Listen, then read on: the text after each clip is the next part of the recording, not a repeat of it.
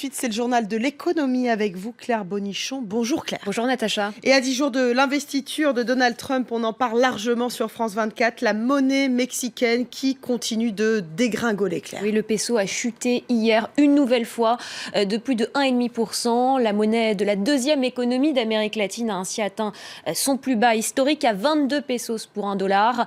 La devise mexicaine qui pâtit de la chute des cours du brut, mais aussi des promesses protectionnistes de Donald Trump. Les explications de Sophie Guignon. Les bureaux de change mexicains s'affolent. Le peso est plus bas que jamais. Il faut désormais 22 pesos pour obtenir $1. Dernière dépréciation d'une longue série depuis la percée dans les sondages de Donald Trump, puis son élection le 8 novembre dernier. En un an, le peso a reculé de plus de 16% face au dollar. Le taux de change au Mexique reflète le prix du pétrole. Les incertitudes autour de l'évolution de l'économie mondiale. Évidemment, tout ça a des conséquences sur le taux de change, ainsi que sur les investissements, notamment si l'on prend en compte les incertitudes liées à l'entrée en fonction du nouveau gouvernement des États-Unis. Prévu le 20 janvier, l'investiture de Donald Trump fait trembler l'économie mondiale. Avec ses promesses de protectionnisme, il veut renégocier, voire abroger l'accord de libre-échange nord-américain. Les conséquences pourraient être désastreuses pour le Mexique, dont 80% des exportations sont à destination des États-Unis. Des promesses protectionnistes qui ont déjà découragé Ford d'implanter une nouvelle usine au Mexique. L'autre enjeu pour l'économie mexicaine, la chute du prix du pétrole, une des sources de revenus majeures du pays.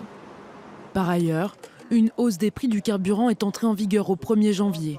Une mesure qui passe très mal auprès de la population, car elle impacte directement son pouvoir d'achat.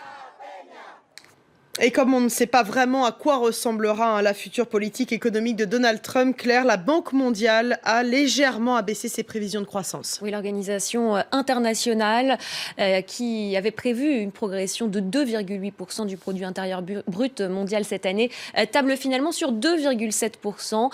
Certaines propositions du futur président américain pourraient doper la croissance mondiale. C'est le cas notamment de son plan massif dans les infrastructures, mais sa politique protectionniste, on en parlait, risquerait au contraire de freiner cette croissance. Et puis au-delà de l'incertitude Trump, eh bien, il y a le flou qui entoure les négociations post-Brexit qui va également peser sur cette croissance. Allez, on part en Asie tout de suite pour faire un point sur les marchés. Qu'est-ce que ça donne en ce moment, Claire ? Eh bien, tendance haussière, sauf à Shanghai, sur fond de hausse du dollar. Vous le voyez, le Nikkei qui prend 0,41%. Le marché qui reste prudent ce matin dans l'attente de la première conférence de presse de Donald Trump qui doit prendre ses fonctions le 20 janvier prochain. Les investisseurs attendent davantage de précisions concernant sa politique économique. Dans le reste de l'actualité, en bref et en images, on parle automobile. Oui, le salon de Détroit, General Motors résiste aux pressions de Donald Trump pour freiner sa production de voitures au Mexique. Pas question de réduire l'investissement du groupe dans le pays. C'est ce qu'a souligné Mary Barra, la PDG du premier constructeur américain. Le groupe se démarque ainsi de Ford et Fiat Chrysler. GM qui, par ailleurs, a relevé ses prévisions pour cette année. Les suites du Dieselgate, Volkswagen va plaider coupable et accepte de payer plus de 4 milliards de dollars pour solder cette affaire aux États-Unis. Cette pénalité supplémentaire doit être approuvée ce mercredi par le conseil d'administration du constructeur allemand.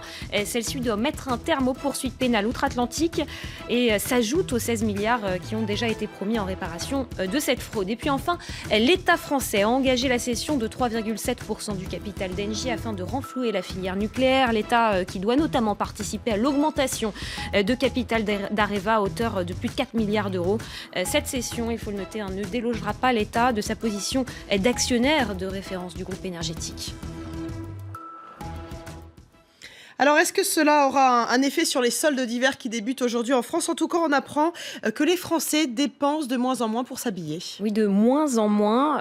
La part de l'habillement dans le budget des Français a diminué de moitié depuis 1960. C'est ce que révèle une étude de l'INSEE. En 2015, les ménages ont consacré 7,3% de leur budget à leur apparence physique, soit 3 000 € par ménage. De nouveaux besoins ont émergé depuis les années 60. en loisirs, en produits high-tech ou encore en produits de beauté.